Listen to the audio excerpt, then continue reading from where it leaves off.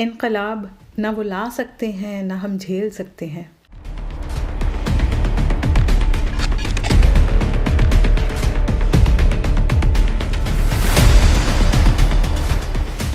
Taxi drivers کی یہ universal عادت ہے کہ گاڑی کے شیشے سے گاہے بگاہے پچھلے نشست کو دیکھتے رہتے ہیں، پہلے ایک فقرہ پھینکتے ہیں، اگر مسافر نے جواب میں غلطی سے بھی سر ہلا دیا تو یک طرفہ گپ لگانے کا سلسلہ منزل پہ پہنچ کر ہی ختم ہوتا ہے۔ ایک ڈرائیور سے ملاقات کافی عرصہ پہلے ہوئی تھی، مگر اس کی کئی باتیں آج بھی نقش ہیں۔ وہ بتا رہا تھا کہ کئی برس اٹلی اور دبئی میں ٹیکسی چلانے کے بعد وہ پاکستان واپس آ گیا ہے، کیونکہ کمانے کے لیے اس سے اچھا ملک کوئی نہیں۔ یہاں سگنل بھی توڑ دو تو کوئی پوچھنے والا نہیں، پولیس والا روک بھی لے تو کچھ لے دے کے معاملہ رفع دفع ہو جاتا ہے، بات بات پر ٹکٹ نہیں ملتا، ٹیکسی چاہے اپنے آخری دم پہ ہی کیوں نہ ہو مگر گاڑی کی فٹنس چیک کرنے کا کوئی جھمیلا نہیں۔ وہ بتا رہا تھا کہ پاکستان میں ہوائی روزی کی سب سے اچھی بات یہ ہے کہ جو کمایا وہ اپنی جیب میں جاتا ہے، حکومت کو سڑک استعمال کرنے کا ٹیکس ویکس نہیں دینا پڑتا۔ ایسے شاندار خیالات بھلا کوئی کیسے بھول سکتا ہے۔ دوسرا ٹیکسی ڈرائیور جو مجھے یاد رہ گیا، اس سے ابھی گزشتہ ماہ ہی ملاقات کا شرف حاصل ہوا۔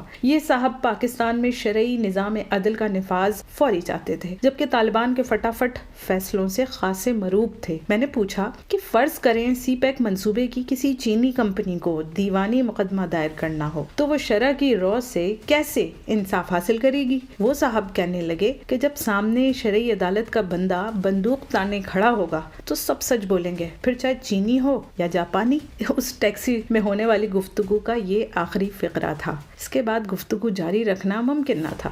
یہ گفتگو پاکستان کی سڑکوں پہ پھرتے دو ڈرائیورز کی نہیں، یہ بحیثیت قوم ہماری مجموعی عکاسی کر رہی ہے۔ پبلک ڈیمانڈ ہے کہ پولیس سڑکوں پہ لوٹ مار کرنے والوں، چوروں، ڈاکوؤں کو پکڑے اور عدالت سے فوری سزائیں ملیں، ان کمبختوں کے ہاتھ کاٹے جائیں۔ فرض کریں کہ عدلیہ اور انتظامیہ یہ ہاتھ کاٹنے والا مشورہ واقعی مان لے تو پاکستان کی آدھی آبادی تو خواہ مخواہ ہی ٹنٹی ہو جائے گی۔ بجلی چور، گیس چور، ٹیکس چور، زکوٰۃ چور، مسجد کے چندہ چور، چپل چور، سرکاری فنڈز چور، کام چور، یعنی بے ہاتھ والوں کی فہرست لمبی ہو جائے گی۔ پولیس کو بعد و بعد جملے کسنے تو آسان ہیں۔ فرض کریں کہ پولیس واقعی فرض شناس ہو جائے اور ٹریفک قوانین کے خلاف ورزی کرنے والوں کو مرغا بنانا شروع ہو جائے تو ہر چوک پہ ایک ہجوم ہوگا۔ خواہ مخواہ ہم عالمی مذاق بن کے رہ جائیں گے کہ پاکستان کی سڑکوں پہ مرغوں کا رش رہنے لگا۔ ایسا ہی مضحکہ خیز مطالبہ رشوت خوروں کے خلاف ہے کہ عدالتیں کرپٹ افراد کے خلاف کچھ کیوں نہیں کرتی۔ بھلا ہو کہ عدلیہ اور اینٹی کرپشن والے لمبی تانے سو رہے ہیں، ورنہ ہر وہ استاد جو محکمہ تعلیم کو پیسے کھلا کر چھٹی پہ چلا جاتا ہے یوں ہی کورٹ کچہری میں مارا پھرے۔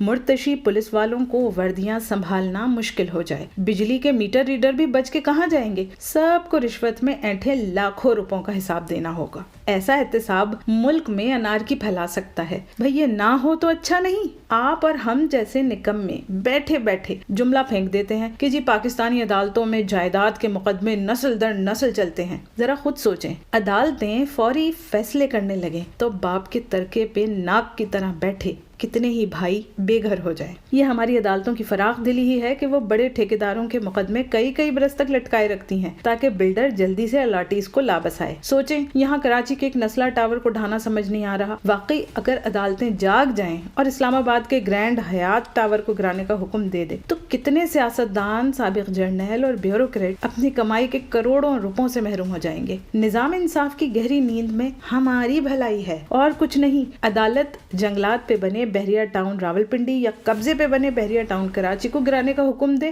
تو کہاں جائیں گے بیچارے لوگ؟ کراچی، لاہور اور اسلام آباد کے مضافات میں بنی آدھی آبادیاں تو یوں ہی کھنڈر ہو جائیں گی۔ پولیس، قانون نافذ کرنے والے ادارے، عدالتیں، ججز، اگر ان سب کو سسٹم قانون کے مطابق چلانے کا ایڈونچر سوج جائے تو سیاست اور اسٹیبلشمنٹ کے سارے محمود و ایاز جیل میں ہوں گے۔ پھر پارلیمنٹ کون چلائے گا؟ کبھی سوچا؟ اور سب سے آخر میں یہی سوچ لیں کہ اگر واقعی ہمارا نظام انصاف ان مجرموں کو دبوچنے لگے جو مدارس، گھروں، بسوں، اڈوں پہ بچوں سے بچپن چھینتے ہیں، جو عورتوں کی عزتوں سے کھیلتے ہیں، جو ننھی بچیوں کو نہیں چھوڑتے، جو کام کے لیے نکلی خواتین کو ہراساں کرتے ہیں، تو سوچیں یہ عدالتیں کتنے وحشیوں کو تختے پر لٹکائیں گی، کتنوں کو نامرد بنائیں گی، کتنوں کو جیل بھجوائیں گی۔